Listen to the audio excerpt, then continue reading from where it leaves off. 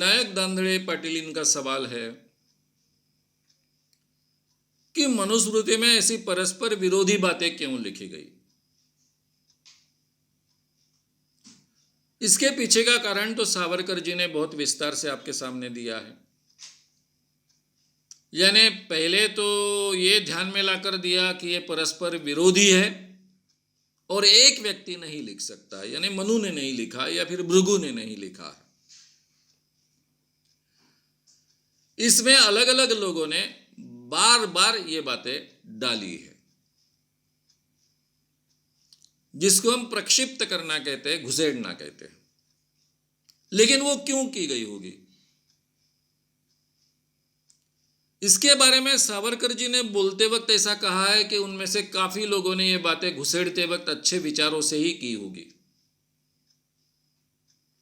उसके पीछे का दृष्टिकोण अच्छा होना चाहिए।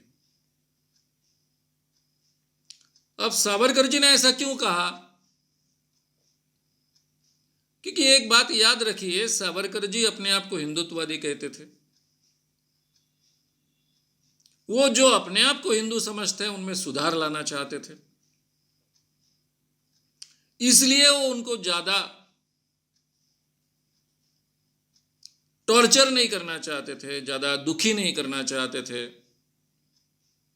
मेरे विचारों के कारण मुझसे वो दूर न भागे, ये भी उनको देखना था। शायद इसलिए उन्होंने इस ढंग से ये बात रखी, क्योंकि एक बार वो कहते हैं कि हम ये मानेंगे कि ये बातें एक ही व्यक्ति ने लिखी है, मनु ने लिखी है या फिर भृगु ने लिखी है, तो हमको कहना पड़ेगा कि मनु या भृगु भ्रमिष्ट था, यानी पागल था। लेकिन ये तो सच नहीं है कि एक ही व्यक्ति उल्टा पलटा लिखेगा, इसलिए बाकी चीजें लोगों ने इसमें घुसेड़ी होगी, डाली होगी। लेकिन उसके पीछे शायद उनका उद्देश्य अच्छा था। ये उद्देश्य अच्छा नहीं दिखता है। ये जो अलग अलग आचार्यों ने इसमें जो प्रक्षिप्त किया, उसके पीछे के उद्देश्य अच्छे नहीं थे, इतना तो डेफिनेटली हमारे ध्यान में आता है। मनुस्मृति का अभ्यास करते वक्त जो श्लोक बदलते गए, जैसे मैंने उदाहरण दिया था कि ब्राह्मणों ने अपने जीवन में धन संग्रह नहीं करना चाहिए, उनको धन संग्रह करने का अधिकार नहीं, ये श्लोक है।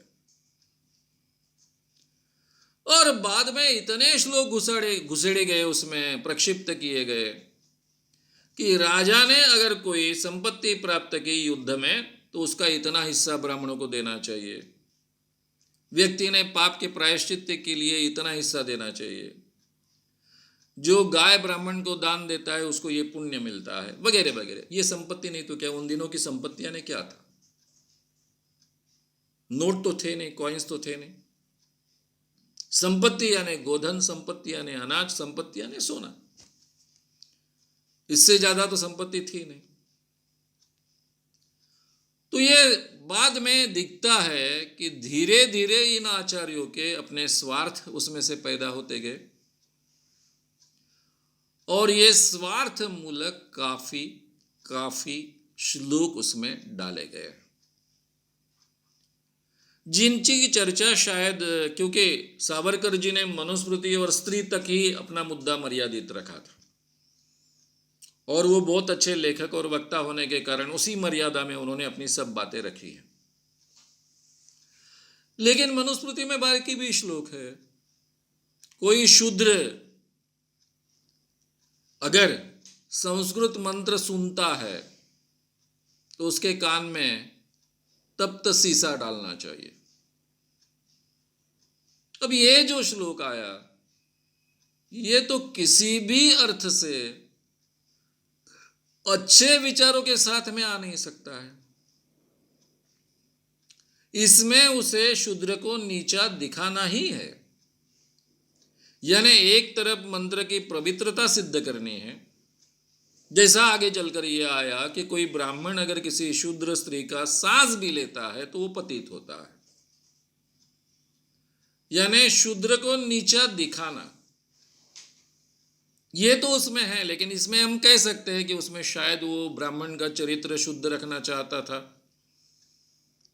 इसलिए शूद्र स्त्री से दूर रहे, इसलिए शायद उसने ये कहा हो, ऐसा फायदा हम दे सकते हैं। लेकिन जो शूद्र मंत्र, संस्कृत मंत्र उच्चारण सुनेगा, उसके कान में तप्त लावारस डालो, ये मंत्र किस अर्थ से अच्छे विचारों से आ सकता है? इसके पीछे तो दूषित विचार ही होने चाहिए। या फिर आगे चलकर ये बात आई जो पहले नहीं थी मनुस्मृति में, शूद्र को संपत्ति रखने का अधिकार नहीं। जो भी शूद्र अपने पास में संपत्ति रखेगा, उसकी संपत्ति राजा ने जब्त करनी चाहिए और उसका अमुक अमुक हिस्सा ब्राह्मण को देना चाहिए। अब यह श्लोक किसी भी अच्छे विचार से तो आ नहीं सकता है। शुरुआत में मनुस्मृति में शूद्र ने संपत्ति नहीं रखनी चाहिए ऐसा कहीं नहीं है। बाद में ये भी डाला जाता है, राजा उसको जब्त करे, ये भी डाला जाता है, और राजा केवल जब्त करे यहां तक ये बात रुकती नहीं है, तो उसका हिस्सा ब्राह्मणों में बांटा जाए, ये भी आता है। तो आगे चलकर कई हजारों सालों तक या फिर सैकड़ों सालों तक ये व्यवस्था दृढ़ होते गई, बंदिस्त होते गई। Absolute power corrupts absolutely. जब एक निरंकुश सत्ता हाथ में आती है तो वो भ्रष्ट होता है आदमी। इस ढंग से इस जाति के हाथ में ये निरंकुश सत्ता आने के बाद में उन्होंने अपने स्वार्थ सिद्ध हो ऐसी कुछ बातें इसमें डाली है। ये मनुस्मृति के अभ्यास के आधार पर हमको स्पष्टता दिखता है। उसके पीछे के ये भी कारण है। यानी एक तरफ स्वार्थ है, फायदा उठाने की कोशिश है, हाथ में अधिकार है, उसका दुरुपयोग करने की कोशिश है, ये भी उसमें दिखता है। अगर आपको ये वीडियो पसंद आया हो तो उसे ज़रूर लाइक करें, लोगों में ये अवेयरनेस फैलाने में हमारी मदद करें। वीडियो को ज़रूर शेयर भी करें। तो हमारे YouTube चैनल श्याम मानव को विज़िट करें। ऐसे सारे वीडियोस का आनंद लेने के लिए हमारे चैनल को सब्सक्राइब करें। उसके लिए सब्सक्राइब बटन दबाएं। नए वीडियोस का नोटिफिकेशन पाने के लिए बेल आइकन दबाएं।